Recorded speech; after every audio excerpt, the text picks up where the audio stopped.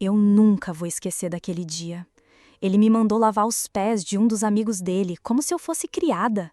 Pé sujo de barro, fedendo a suor de dia inteiro de roça, e ainda riu quando eu encolhi o nariz. Disse que se eu não obedecesse, ia me ensinar do jeito dele, e você já pode imaginar o que significava o jeito dele. Eu me abaixei, lavei, engoli o nojo e o choro junto. E o pior, minha mãe, encostada na porta, fingindo arrumar o avental, só murmurou: "Faz, minha filha, é pro bem da gente." Pois é, meu bem, tem coisa que não sai da memória, por mais que o tempo tente empurrar para debaixo do tapete. Meu nome é Rosa Maria, mas pode me chamar de Dona Rosinha, como todo mundo faz. Hoje eu tenho 81 anos. Carrego as rugas e os cabelos brancos como medalhas de guerra, porque sobreviver o que eu sobrevivi não foi pouca coisa não. Eu nasci no interior de Minas, numa cidade que mal tinha uma praça e uma igrejinha. Terra de poeira, de galinha ciscando no quintal, de vizinho que sabia da vida da gente mais do que a gente mesma. Mas ninguém nunca soube da minha vida de verdade. Ou fingiam não saber, o que é ainda pior. Minha família era pobre, daquelas que contavam moeda antes de comprar um pacote de fubá. Mas não era a fome que me doía, era o peso de viver naquela casa. Meu pai era o tipo de homem que entrava e já fazia o ar ficar pesado. Bastava ouvir o arrastar da botina dele na porta que meu estômago já se embrulhava. Homem duro, de fala grossa, mão pesada e riso só quando estava com os amigos e a garrafa de cachaça. E minha mãe, coitada, sempre com a cabeça baixa, o olhar cansado e aquela frase que virou meu mantra de criança: "Faz o que ele mandar, que a gente não passa necessidade." Sabe o que é pior? Eu acreditava, achava mesmo que obedecer era a única saída. Ele dizia que eu era dele e só dele, e que mulher que não obedecia apanhava mais do que cachorro de rua. E minha mãe confirmava, como se fosse lição de catecismo. Não tinha espaço para sonho, não tinha espaço para infância, tinha espaço só para medo. E olha, se você tá aí pensando: "Ah, mas naquela época era assim mesmo", não me venha com essa desculpa esfarrapada. Nem naquela época, nem em época nenhuma, uma menina devia ser tratada como mercadoria. Mas para eles, eu era só isso, moeda viva. Desde cedo aprendi a andar sem fazer barulho, a comer calada, a rir por dentro porque se sorrisse alto, ele podia achar que eu estava debochando. Minha mãe me ensinava até como respirar. "Respira baixo, minha filha, que ele não gosta de barulho." Vê se tem cabimento? Respirar baixo para não incomodar um homem que só sabia incomodar a gente. Mas sabe o que mais doía? Era ver como minha mãe se dobrava para ele. Eu esperava que pelo menos dela viesse algum gesto de proteção. Mas não. A mulher repetia sem parar que tudo que ele fazia era pro nosso bem. O bem dela, talvez. O meu, nunca vi. Com o tempo, percebi que meu pai tinha começado a receber visita demais. Não era só conversa de homem, não. Ele ria, brindava e me chamava para cumprimentar direito os amigos. Eu entendia logo o recado: abaixar a cabeça, obedecer, sorrir sem vontade. E minha mãe sempre vinha antes, ajeitava meu vestido e cochichava no meu ouvido: "Seja educada, eles ajudam a gente, não faz feio." Educada? Educada para quê? Para servir de diversão para os amigos dele enquanto ele enchia os bolsos. Mas naquela época eu só sabia engolir seco e obedecer. Porque se eu não obedecesse, bom, eu já conhecia o castigo. E não era castigo de ficar sem sobremesa, não. E assim foi começando o que eu chamo de o mercado da vergonha. Meu pai não via em mim uma filha, via lucro. Minha mãe não via uma menina, via moeda de troca. E eu, que devia estar correndo atrás de pipa, já carregava o peso de um segredo que ninguém podia saber. Mas isso eu vou contar direito, porque naquela época as visitas começaram a ficar mais frequentes, mais pesadas, e eu aprendi de vez que dentro daquela casa não existia infância, existia só o preço do silêncio. A primeira vez a gente nunca esquece, e não tô falando de coisa boa não, meu bem. Eu queria mesmo era esquecer, mas tem lembrança que gruda na alma igual carrapicho em roupa de roça.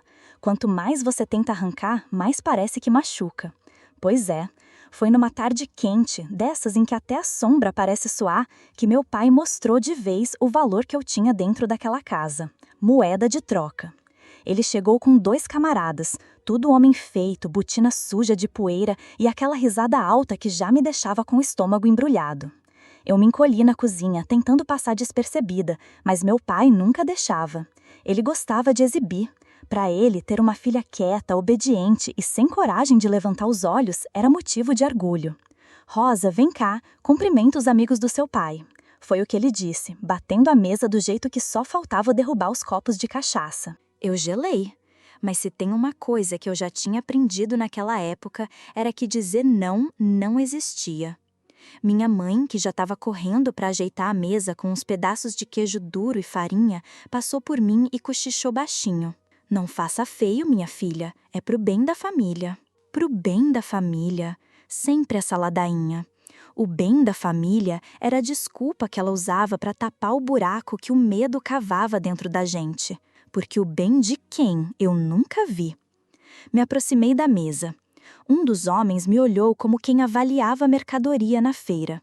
Sorriu com os dentes amarelados e disse: "Essa menina tá ficando moça, hein, Antônio?" Meu pai riu satisfeito, deu um gole na cachaça e respondeu: "É prendada, sim senhor, não dá trabalho." Prendada. Eu, que só sabia abaixar a cabeça e fazer o que mandavam, era prendada. O outro homem estendeu a mão, segurou meu braço e me puxou para sentar do lado dele. Aquele toque me fez querer sumir da cadeira, mas minha mãe, parada na porta, ajeitou o avental e me lançou um olhar de aviso. E eu entendi. Fiquei quieta. Eles riam alto, falavam de política, de gado, de colheita e de vez em quando jogavam piadinhas sobre mim, como se eu nem estivesse ali. Meu pai ria mais ainda, satisfeito. Eu só olhava para o tampo da mesa, contando as marcas da madeira, tentando não pensar. Se eu respirasse fundo demais, tinha medo de alguém achar ruim, então respirei baixo, como minha mãe sempre dizia. Quando os homens foram embora, deixaram umas notas em cima da mesa. Eu vi. Não era presente, não era agradecimento, era pagamento. Meu pai pegou rápido, enfiou dentro da camisa e sorriu. Minha mãe fingiu que não viu. Mas eu vi, e aquilo queimou minha alma mais do que qualquer tapa que eu já tinha levado. De noite, deitada na cama dura, fiquei lembrando da mão daquele homem no meu braço, da risada grossa, das notas amassadas. Eu não sabia explicar, mas sentia que algo dentro de mim tinha sido roubado. E o pior era saber que ninguém ia devolver. Na manhã seguinte, achei que talvez tivesse sido só uma visita diferente, um acaso. Mas bastava ver o jeito que meu pai me olhou, aquele olhar de quem já tinha negócio engatilhado, para entender. Não era acaso, não. Era só o começo. Minha mãe não falou nada. Só me entregou uma peça de roupa limpa e disse: "Hoje eles voltam. Anda, se apronta. Não faz feio." Eu engoli o choro seco e pensei: então é assim. Não é que eles voltam, é que eles nunca mais vão parar de vir. E sabe o que é pior? A vizinhança via a movimentação. Via os homens entrando, saindo, as risadas, as conversas. Mas ninguém perguntava nada. Todo mundo fingia que não via. E essa cumplicidade muda, meu bem, dói mais do que qualquer coisa. Naquele dia, eu descobri que meu corpo não me pertencia. Pertencia ao bolso do meu pai e ao silêncio da minha mãe. E eu, que devia estar correndo no quintal, inventando boneca de sabugo de milho, já estava pagando conta de adulto sem nem saber o preço exato. Só sabia que era alto demais. E dentro de mim, mesmo sem entender direito, eu sabia, aquilo ia se repetir. Não uma, não duas, mas até ele resolver que não valia mais a pena. E foi aí que começou a rotina que me roubou tudo que eu podia chamar de infância. Sabe quando a vida perde a surpresa? Pois a minha perdeu cedo demais. Eu já sabia o que ia acontecer só de ouvir o arrastar das botinas no terreiro. Nem precisava ver quem era. O coração disparava e as pernas tremiam antes mesmo do portão abrir. Eu já entendia. Mais um compadre vinha tomar um café, como eles diziam. Mas o café era só de escuta. O verdadeiro motivo eu conhecia bem demais. Meu pai recebia os homens com um sorriso orgulhoso. O mesmo homem que em casa vivia de cara fechada, duro como pedra, virava um anfitrião animado, puxava a cadeira, batia no ombro deles, ria alto. Mas o riso dele não era só de amizade. Era riso de quem sabia que ia encher o bolso naquela noite. Eu, claro, era a mercadoria. As conversas eram sempre iguais. Política da roça, preço do gado, a chuva que não vinha, tudo papo de homem querendo parecer sério. Mas os olhos deles me diziam outra coisa. Olhares demorados, desses que arrancam a paz da gente. Eu baixava a cabeça, fingia interesse nas marcas da madeira da mesa, enquanto por dentro só queria desaparecer. Minha mãe. A mulher se escondia atrás das tarefas. Se tinha roupa no tanque, ela esfregava até gastar o pano. Se não tinha, inventava de varrer chão já limpo, mexer em panela vazia ou reorganizar vasilhas pela 100ª vez. Tudo para não cruzar os olhos comigo. Eu sabia que ela sabia. O corpo dela gritava isso, mas ela se fazia de surda e muda, como se não fosse com ela. O ritual terminava sempre igual. O compadre se levantava, dava 2 tapinhas nas costas do meu pai e deixava umas notas amassadas em cima da toalha de chita. Dinheiro suado não pelo trabalho deles, mas pelo meu silêncio. Meu pai juntava depressa como quem tem medo de perder e enfiava no bolso. Ficava ali com o peito estufado, como se tivesse conquistado o mundo. Nunca houve explicação. Nunca ninguém me disse, isso está acontecendo por quê? Não, era só ordem e silêncio. Meu pai me chamava, eu ia. O homem me elogiava, meu pai ria. Depois, dinheiro na mesa, silêncio da minha mãe e vida que seguia como se nada tivesse ocorrido.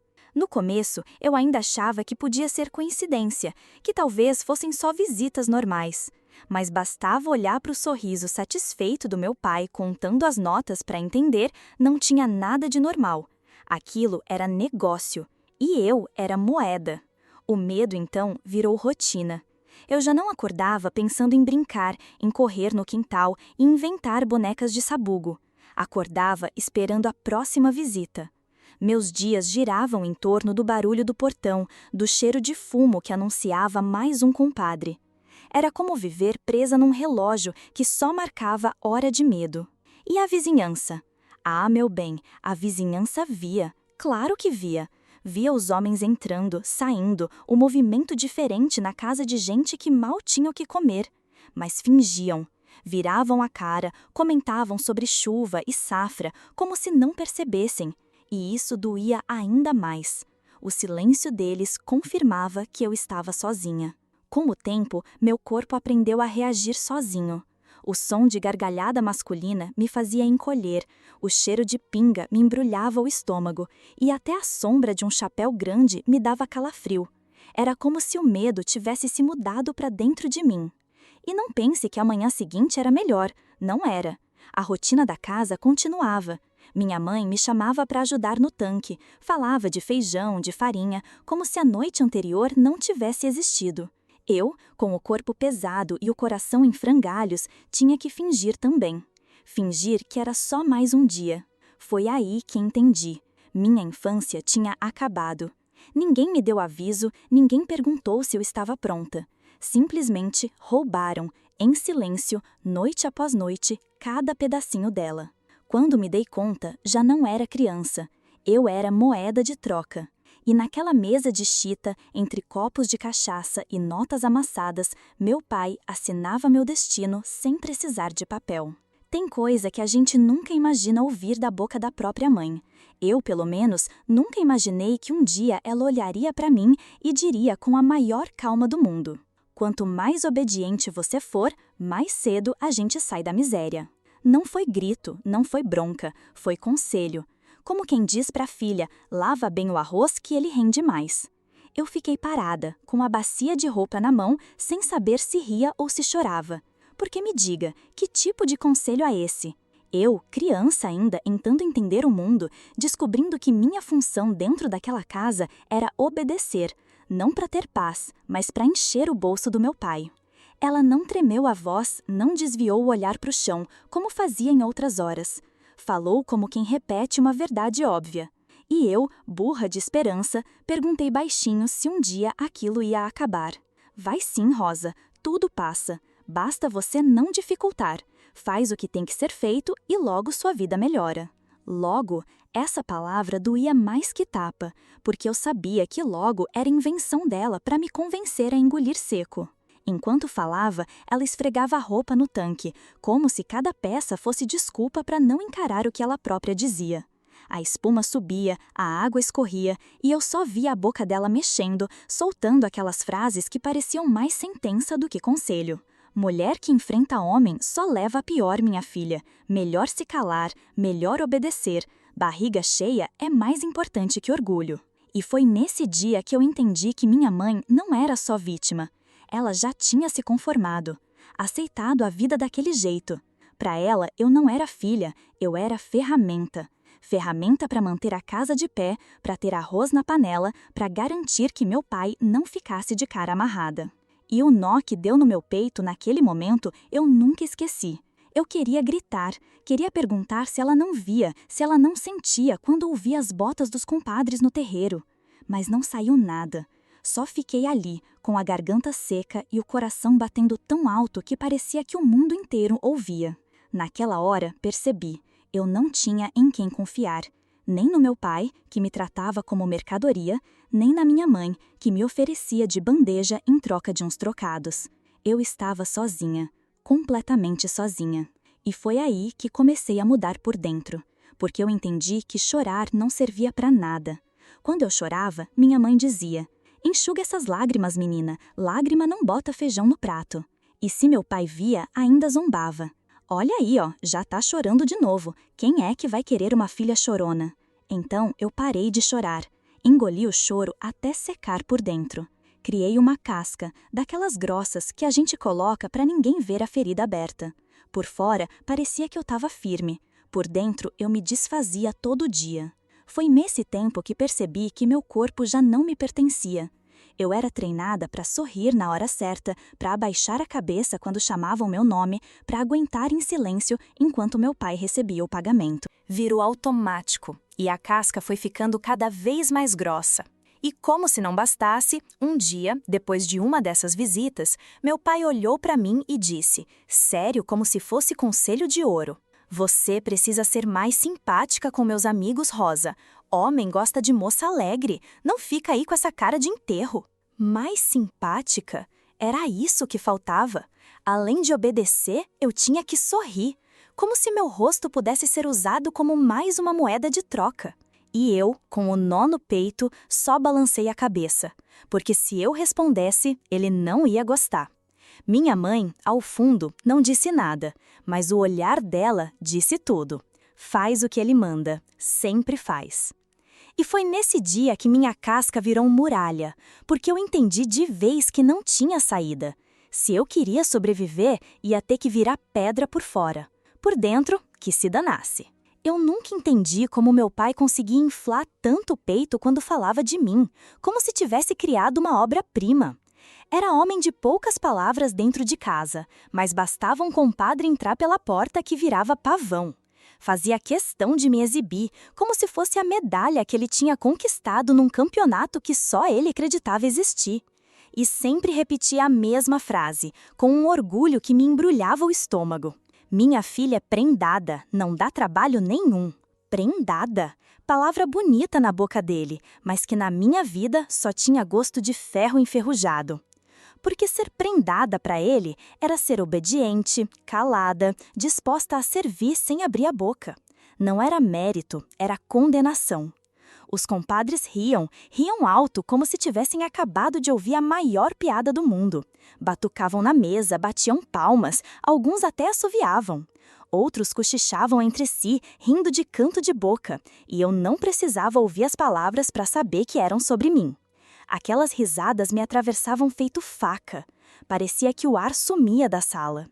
Minha mãe ficava num canto, sempre com aquele sorriso amarelo, sem cor, que não enganava ninguém. Sorria porque tinha que sorrir. Sorria porque meu pai a obrigava a compactuar daquilo. Mas os olhos dela, os olhos, eles não sorriam. Eram fundos, vazios, fugindo dos meus sempre que eu tentava encarar. Eu, parada, parecia um retrato pregado na parede. Cada palavra do meu pai era uma martelada me fixando ali, imóvel. Vejam só como ela é direita, fiz questão de criar desse jeito. E eles assentiam, concordavam, como se ele tivesse feito obra de arte. Eu pensava, se isso é ser direita, preferia ter nascido torta. A sensação de ser olhada como objeto era insuportável. Não era um olhar rápido, respeitoso. Era olhar que pesava, que media, que comparava, como quem avalia gado na feira. Eu sentia minhas mãos suarem, meu estômago revirar. Tentava me encolher, mas quanto mais eu tentava sumir, mais parecia que eles me devoravam com os olhos. E o som das gargalhadas, as gargalhadas, elas viraram meu maior tormento. Podia ser dia, podia ser noite, bastava um grupo de homens rir alto que meu corpo endurecia.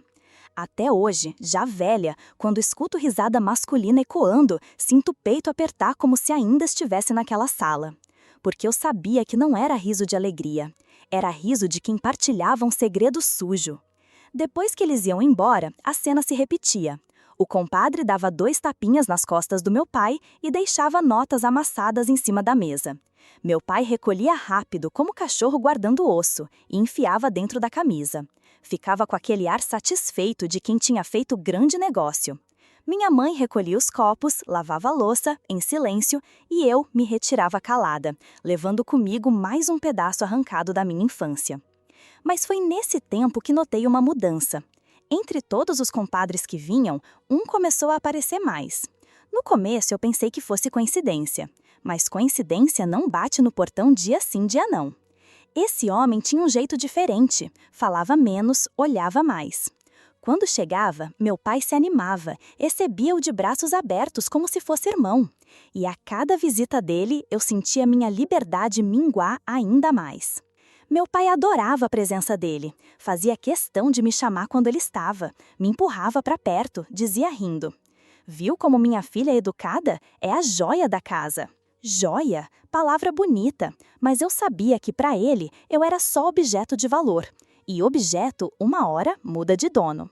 Esse compadre não precisava dizer muito. Bastava o jeito como me olhava, como observava cada movimento meu, como se estivesse escolhendo o momento certo de me cercar. Eu tentava evitar o olhar dele, mas era impossível. Era como se tivesse ganchos que me puxavam.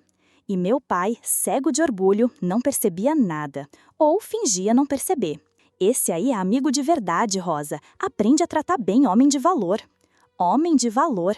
Eu pensava, valor para quem? Pro bolso dele, claro. Minha mãe do canto da cozinha sorria aquele mesmo sorriso amarelo. Não dizia nada, mas não precisava. O silêncio dela era concordância. Cada vez que aquele homem saía, eu sabia que ele ia voltar.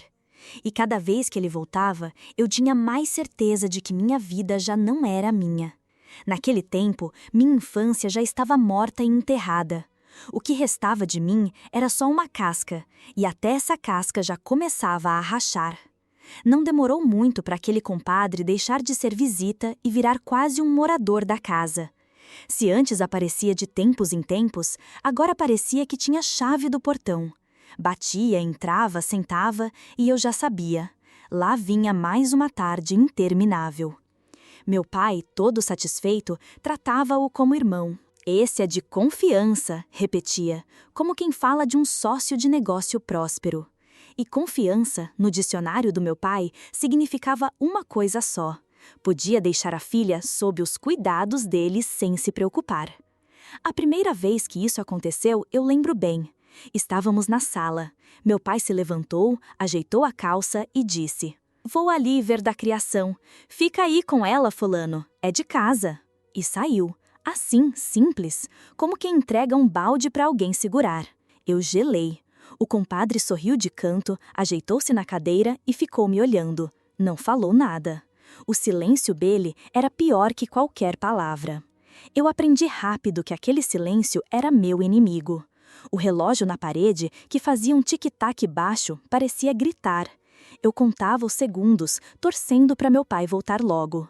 Mas ele sempre demorava. Demorava porque confiava, e cada minuto sem ele era um minuto em que eu me sentia mais prisioneira. Eu não sabia onde colocar as mãos. Às vezes juntava no colo, às vezes apertava os dedos até quase doer. Evitava olhar para o compadre porque cada vez que eu levantava os olhos, lá estava ele, me encarando. Não era olhar de conversa, era olhar que atravessava. Eu fingia observar a janela, a mesa, qualquer coisa, mas no fundo eu já estava em outro lugar. Era a única maneira de aguentar, desligar a mente. Quando meu pai voltava, ria, dava um tapa no ombro do homem e perguntava: "Tudo certo?" E o compadre respondia calmo: "Tudo sim, Antônio, tudo certo." Meu pai ria satisfeito, como se tivesse acabado de ouvir que o gado estava gordo e pronto para venda. Eu engolia o enjoo e pensava: tudo certo para eles, nunca para mim. Minha mãe, claro, sabia, sempre sabia. Mas o máximo que fazia era me puxar para o canto depois e dizer, com aquela voz baixa que parecia mais uma reza: "Seja forte, minha filha, isso tudo passa." Eu queria perguntar: passa para onde? Para quem? Porque comigo não passava nunca. Cada visita dele parecia me roubar mais um pedaço. Mas eu ficava calada. Ela não queria resposta, queria silêncio. Com o tempo, fui criando estratégias para suportar. Descobri que se eu respirasse bem devagar, parecia que o tempo corria mais rápido. Que se eu fixasse o olhar num ponto só, uma rachadura na parede, um nó da madeira do chão, eu conseguia fingir que estava em outro lugar. Era meu jeito de sobreviver, virar pedra por fora e vento por dentro. Mas o corpo não enganava. O suor nas mãos, a boca seca, o coração batendo feito tambor. Eu tentava me manter firme, porque sabia que se demonstrasse medo, ele sorriria ainda mais. Meu pai foi se acostumando tanto a essa rotina que passou a sair sem pressa. Ia ao quintal, cuidava da roça, às vezes até ia buscar lenha, deixando-me ali, sob os cuidados do compadre. Como se eu fosse criança brincando e precisasse de supervisão. Supervisão que, na verdade, era vigilância. E minha mãe? Ficava no tanque lavando roupa como se a espuma pudesse cobrir o barulho do meu coração. Quando voltava, repetia a ladainha: "Ser forte é a única saída, a gente aguenta mais do que pensa." Como se isso fosse consolo. Foi aí que percebi a armadilha completa. Eu não tinha saída. Não tinha vizinho que me socorresse, não tinha parente para me levar embora, não tinha sequer a coragem de gritar. O compadre tinha se instalado na nossa vida, e meu pai lhe dava cada vez mais espaço. Naquela época, comecei a sentir que estava vivendo numa casa sem portas. O portão abria para todos, menos para mim. Eu podia olhar a rua, podia sonhar com a liberdade lá fora, mas nunca atravessava. Era como se as paredes fossem feitas de ferro invisível. E a frase da minha mãe, "seja forte que tudo passa", ecoava toda vez que eu tentava acreditar em algo. Mas quanto mais o tempo passava, mais eu entendia que não era verdade. Nada passava, só se repetia. Até hoje, já velha, quando fecho os olhos, ainda sinto aquele silêncio da sala. O compadre sentado me observando, meu pai ausente, minha mãe calada.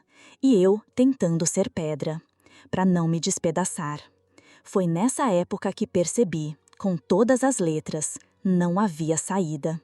Eu estava presa numa vida que não era minha, e ninguém ia abrir a porta por mim. E se você chegou até aqui, não se esqueça de se inscrever no canal, deixar o seu like e de me dizer nos comentários de onde é que você está me ouvindo. Chegou uma época em que meu pai parou de disfarçar.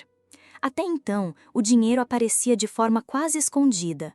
Umas notas largadas em cima da mesa, recolhidas às pressas, como se ninguém tivesse visto. Mas depois, nem isso. O jogo ficou claro, escancarado. Ele começou a negociar de frente, peito estufado, sem vergonha de tratar a própria filha como moeda. Lembro como se fosse agora. Um compadre chegou trazendo um saco de feijão pendurado no ombro. O suor escorria pelo rosto dele, mas o sorriso estava leve. Meu pai abriu a porta com aquela alegria falsa, como se estivesse recebendo visita de honra, e disse: "Bota aí, homem, nós acerta o resto depois." O resto. Eu já sabia o que significava o resto. Não precisava de tradução. O resto era eu. A partir dali, as visitas viraram mercado. Um trazia mantimentos, outro oferecia ajuda para consertar a cerca, um terceiro deixava um pedaço de carne seca, e até uns pedaços de tecido começaram a aparecer. Meu pai ria satisfeito, como se estivesse ficando rico. Ria alto, batendo na mesa, fazendo questão de mostrar que tinha fechado bom negócio. E eu, sentada num canto, me sentia uma galinha exposta na feira. Avaliada, comentada, negociada. Não falavam diretamente na minha frente, mas eu sentia. Era no olhar, no sorriso enviesado, no aperto de mão firme que fechava cada troca. Não precisava ouvir preço. Eu era o preço. Minha mãe, como sempre, fingia naturalidade. Pegava parte do dinheiro, guardava num pano dobrado e dizia, como se fosse coisa simples: "Com isso dá para comprar sal, açúcar, talvez até um pouco de café." Falava com a maior calma do mundo, como se o dinheiro tivesse caído do céu, como se fosse fruto de trabalho honesto.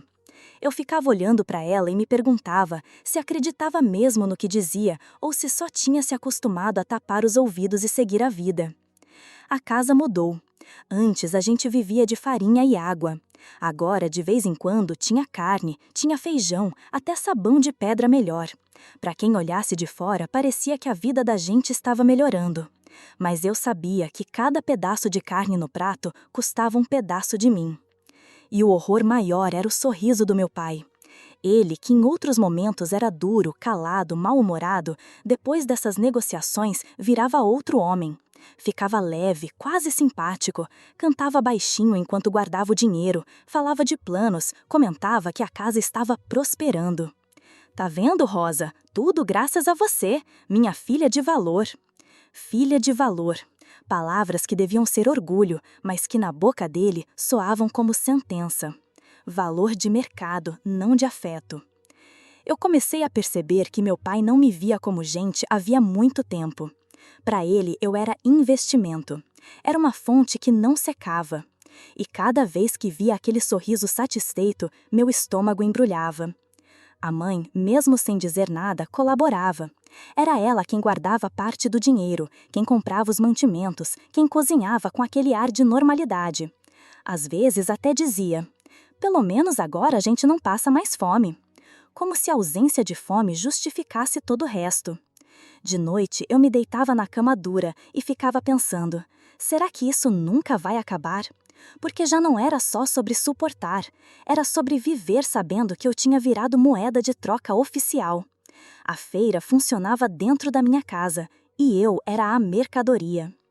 Um dia, depois de mais uma dessas visitas, meu pai se aproximou. Tinha cara mole, como se quisesse mostrar carinho. Pôs a mão pesada no meu ombro e disse: "Um dia você vai ser recompensada, Rosa. Tudo isso vai valer a pena." Eu fiquei olhando para ele e pensei em rir. Recompensada com o quê? Com a infância que ele já tinha vendido a prestações? Com a juventude que estava sendo arrancada pouco a pouco? Era uma promessa vazia, e eu sabia. Mas fiquei calada, porque a gente aprende cedo que silêncio dói menos que palavra atravessada. Naquela noite, fechei os olhos e pensei: pior do que o castigo é a esperança falsa, porque a esperança enganada mata mais devagar, mas mata do mesmo jeito. Eu sempre acreditei que Deus morava dentro das rezas. Desde pequena me ensinaram que bastava juntar as mãos, fechar os olhos e falar baixinho que ele escutava. No começo eu fazia isso com fé de verdade. Quando o barulho das botinas chegava pelo terreiro, eu corria para o quarto, ajoelhava no canto e pedia: "Deus, me ajuda, faz meu pai mudar, faz minha mãe me proteger, me tira daqui." Eu falava baixinho, quase sem mexer os lábios, com medo de que alguém ouvisse. Mas, com o tempo, fui notando que minhas palavras batiam no teto e voltavam. Nada mudava. As visitas aumentavam, as barganhas ficavam mais escancaradas, meu pai mais satisfeito. Era como se minhas preces fossem engolidas pelo ar e cuspidas de volta no meu rosto. E o silêncio, o silêncio de Deus, esse me sufocava mais que qualquer grito. Lembro de uma noite em que fiquei de joelhos no chão frio, as mãos tremendo, e implorei: "Por favor, Deus, não deixe ele me chamar hoje. Não deixa, só hoje." E o que eu vi em resposta foi a risada grossa dos compadres lá na sala. Era como se o próprio céu estivesse zombando de mim.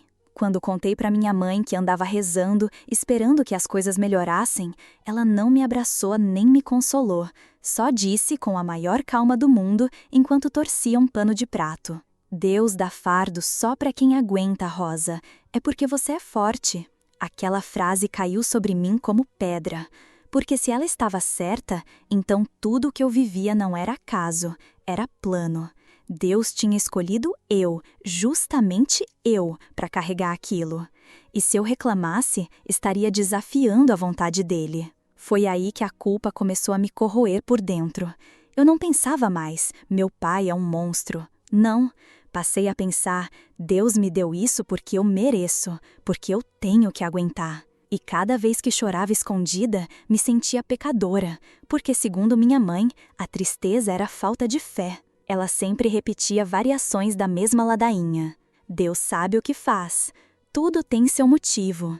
É cruz, minha filha, e cruz a gente carrega calada. Eu ficava olhando para as mãos dela, calejadas de tanto esfregar roupa no tanque, e pensava, será que ela acreditava mesmo nisso, ou só se agarrou a essas frases porque era mais fácil do que enfrentar a verdade? Talvez fosse o jeito dela sobreviver, enfiar a cabeça dentro de um discurso pronto e fingir que era consolo. Mas para mim, não era consolo, era condenação. Porque se fosse verdade que Deus me dava aquele fardo porque eu era forte, então significava que ele me via sofrendo e escolhia não fazer nada. Minhas rezas mudaram de tom. Já não pedia mais para acabar.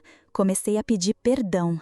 Perdão por duvidar, perdão por chorar, perdão por às vezes desejar sumir do mundo.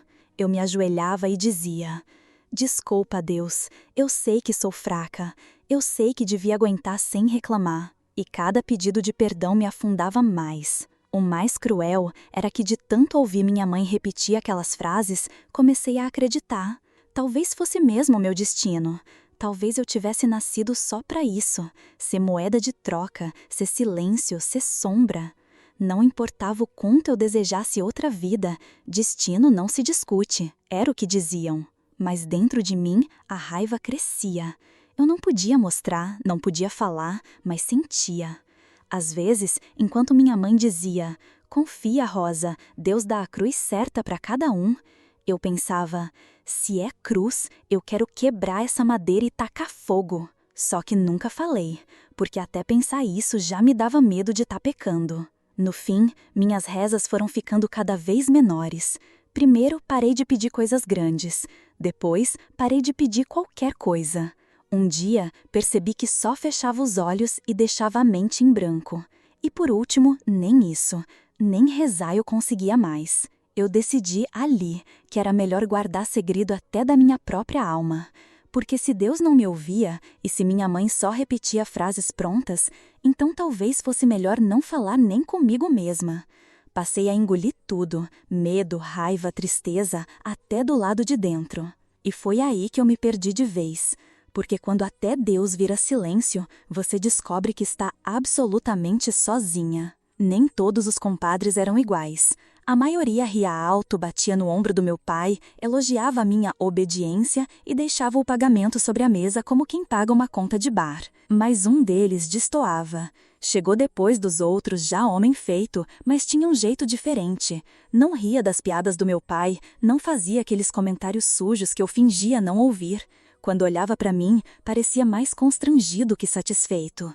Eu estranhava, porque nunca tinha visto aquilo nos olhos de nenhum deles. Numa noite abafada, dessas em que o ar parece não caber dentro do peito, meu pai se empolgou demais na cachaça. Batou copo atrás de copo, até que a língua enrolou e os olhos começaram a pesar. Eu observava de longe, o coração sempre em alerta, esperando o momento de ser chamada. Mas dessa vez, o compadre diferente não desgrudava os olhos do meu pai. Parecia avaliando cada gole, cada risada arrastada. Minha mãe lavava louça em silêncio. Eu sabia que aquilo era só cortina. Ela via tudo, mas fingia estar ocupada. Foi quando o compadre levantou devagar, veio até onde eu estava e falou baixo, quase sussurrando. Hoje você não dorme aqui. Meu coração disparou tanto que pensei que fosse desmaiar. Senti as pernas fraquejarem e por um instante não entendi nada. Fiquei olhando para ele, desconfiada, tentando decifrar se era ajuda ou armadilha. Confia, não dá para ficar. Vem comigo. A sala parecia pequena demais. O ronco do meu pai já começava a ecoar pesado e minha mãe, mesmo sem virar o rosto, deixou escorrer uma lágrima pelo canto do olho. Fingiu estar concentrada na bacia, mas eu vi. Foi a primeira vez em anos que percebi que ela chorava de verdade, não só por dentro. O compadre fez sinal discreto com a cabeça indicando a porta dos fundos. Minhas mãos suavam tanto que mal consegui me levantar. O medo era duplo, medo de ficar e medo de sair. Se fosse outra armadilha, eu estaria perdida, mas se ficasse, sabia exatamente o que me esperava. Dei o primeiro passo, sentindo o coração martelar no peito. O som do ronco do meu pai parecia trovoada e cada estalo da madeira do chão parecia gritar que eu estava fugindo. Minha mãe continuou lavando a louça, mas sua respiração estava trêmula. Ela não me olhou, não disse nada, só deixou o pranto silencioso molhar o avental. Passei pela cozinha e empurrei a porta dos fundos com cuidado. O compadre abriu caminho, olhando para trás a cada segundo, como se esperasse que meu pai acordasse. Mas ele estava largado, a boca aberta, afogado na própria bebedeira. Do lado de fora, a noite parecia maior que nunca. O ar fresco bateu no meu rosto e por um instante senti como se tivesse esquecido de respirar a vida inteira. O compadre andava rápido e eu atrás tentando não fazer barulho. Cada passo era um risco. A qualquer momento podia ouvir o grito do meu pai mandando eu voltar. Mas o grito não veio, só o som abafado da água caindo da bacia e o ronco pesado que ecoava pela casa. No portão, hesitei. Meu coração pedia para correr, mas minhas pernas tremiam como vara verde. E se fosse tudo truque? E se ele me levasse só para outro tipo de prisão?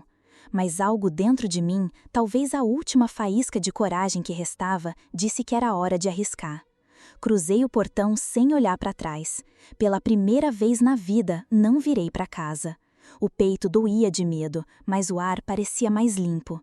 Eu caminhava sem saber para onde, mas sabia que não era mais ali. E esse pensamento, só ele, já me fazia sentir viva de novo. A primeira noite longe daquela casa não foi de descanso, foi de vigília. O compadre me levou até uma casinha simples, quase escondida no final de uma rua de terra batida. Parecia mais depósito do que lar. Paredes finas de madeira, telhas tortas, chão que rangia a cada passo. Havia um cheiro persistente de café requentado misturado ao de fumaça, como se a cozinha nunca tivesse esfriado. Não era grande coisa, mas para mim, que vinha de uma prisão sem grades, parecia outro planeta. Ele arrumou um colchão fino no canto do quarto e me estendeu um cobertor gasto, cheio de remendos. Disse apenas: "Descansa, Rosa, amanhã a gente vê o que faz." E se afastou, como quem sabe que presença demais só atrapalha. Mas eu não consegui descansar. Meu corpo podia estar sentado ali, mas minha mente continuava dentro daquela casa de onde eu tinha fugido. Cada barulho da noite me deixava em alerta, o latido de um cachorro distante, o vento empurrando a janela mal pregada, até o estalo da madeira do teto parecia o som da bota do meu pai entrando para me arrastar de volta. Eu esperava, a cada segundo, ouvir o ronco pesado dele parar e sua voz rouca gritar meu nome.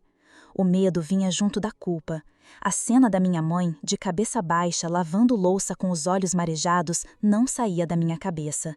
Eu sabia que, quando meu pai acordasse e percebesse que eu não estava lá, seria nela que ele descontaria.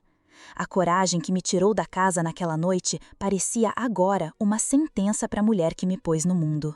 Eu me sentia dividida, um pedaço de mim queria correr de volta para protegê-la, outro gritava que eu nunca mais podia pisar lá.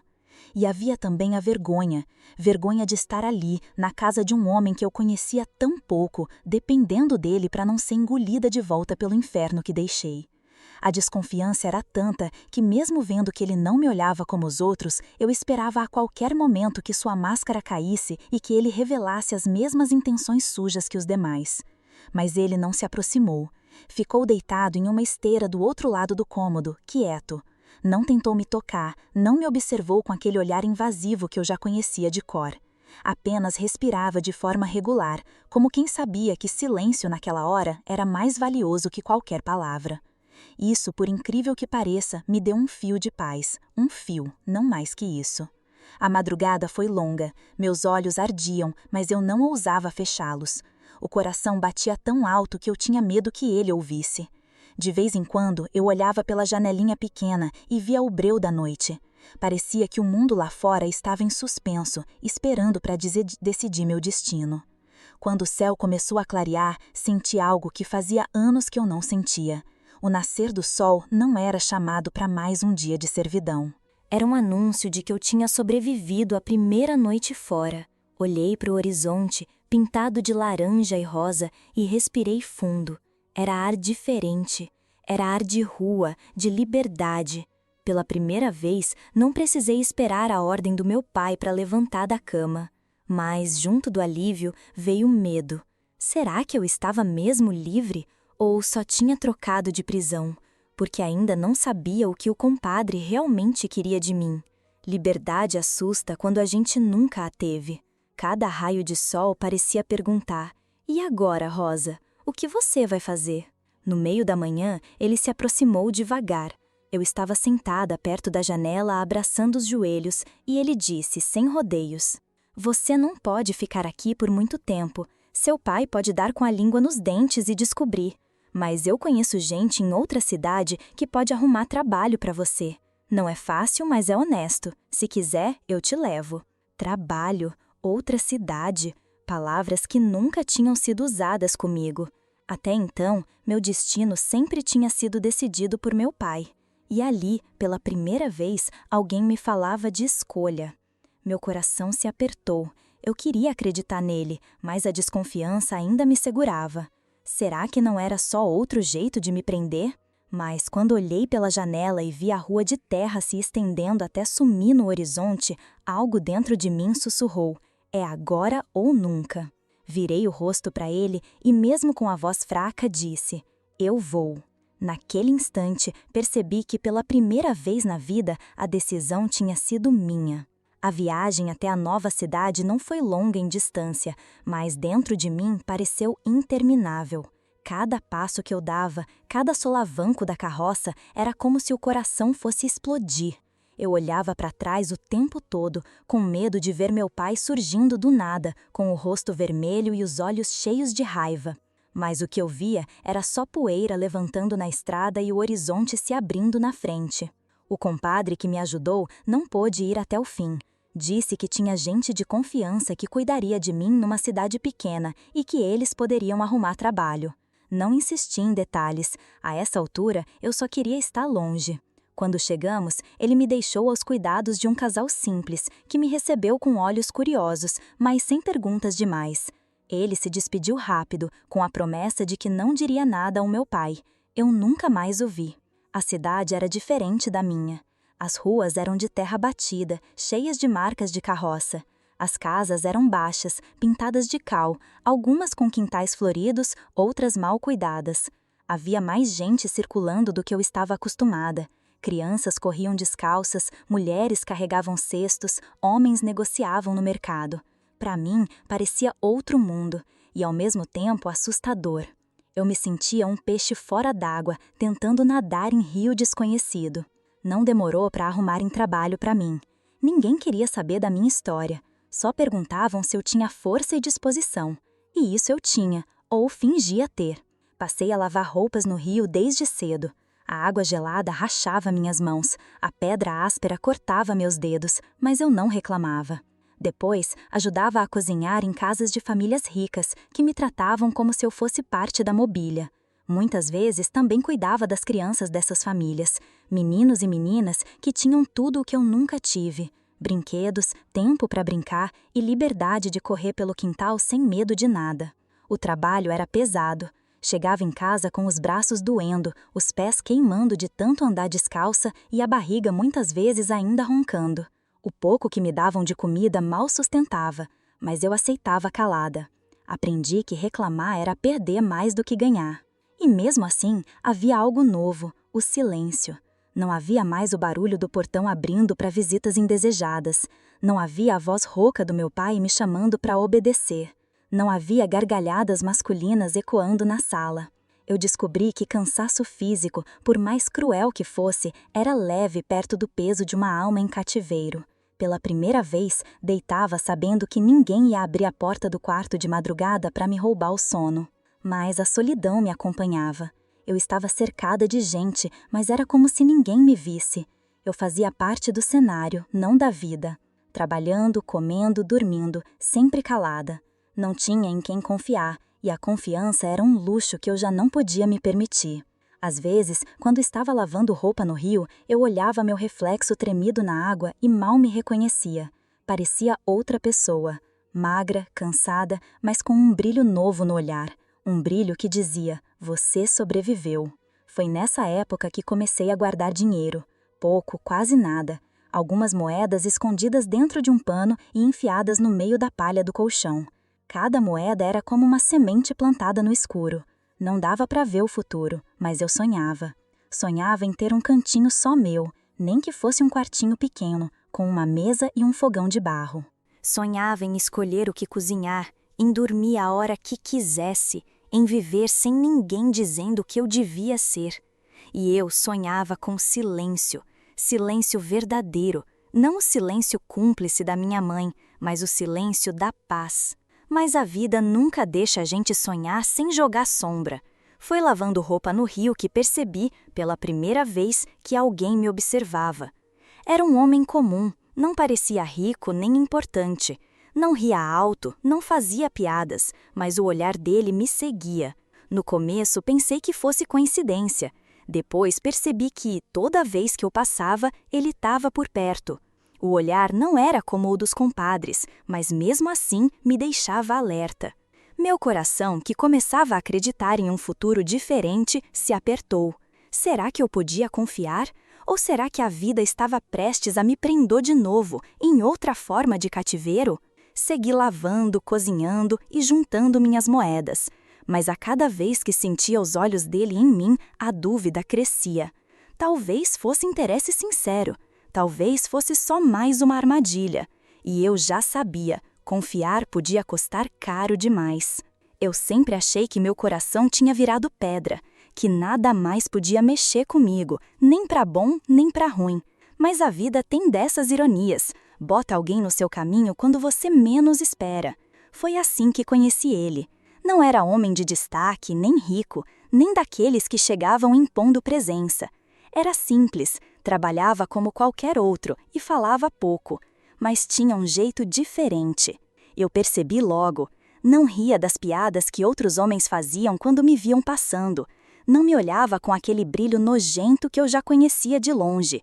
Quando cruzava comigo, era um olhar meio tímido, quase constrangido. E isso me deixou ainda mais desconfiada, porque eu já tinha aprendido, quando a esmola é demais, o santo desconfia. No começo, eu fazia questão de manter distância. Respondia seco, evitava a conversa, desviava o olhar. O coração disparava cada vez que ele se aproximava, não porque eu gostasse, mas porque o corpo lembrava do passado antes mesmo de eu pensar. Qualquer movimento masculino era aviso, qualquer palavra mais mansa podia esconder a armadilha. Eu me sentia como bicho arisco, pronto para correr se alguém tentasse se aproximar demais. Ele parecia perceber, nunca forçava nada. Às vezes oferecia ajuda com as bacias pesadas, outras vezes deixava uma fruta ou um pedaço de pão, dizendo que tinha sobrado. Pequenos gestos, simples, mas que me confundiam. Porque dentro de mim a voz era clara: cuidado, Rosa, homem bom não existe. Mas o tempo foi passando e percebi que ele não desistia. E mais, nunca exigia nada em troca. Não vinha com segundas intenções escondidas atrás de palavras bonitas. Ficava por perto, ajudava quando podia e só. E isso aos poucos foi mexendo comigo.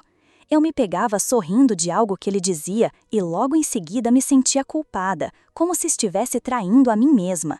A alegria durava segundos e depois vinha a lembrança, fria como água gelada. Meu pai, os compadres, o silêncio da minha mãe. Era uma luta constante dentro de mim. Eu queria acreditar que alguém podia ser diferente, mas o trauma era mais forte. Qualquer toque, mesmo sem maldade, fazia meu corpo se enrijecer. Qualquer palavra de carinho me soava como promessa mentirosa. Amar, para mim, nunca foi leve, sempre foi um peso. Confiar era como andar num chão cheio de rachaduras. A qualquer momento eu podia cair de novo. Ainda assim, começaram a surgir momentos que eu nunca imaginei viver.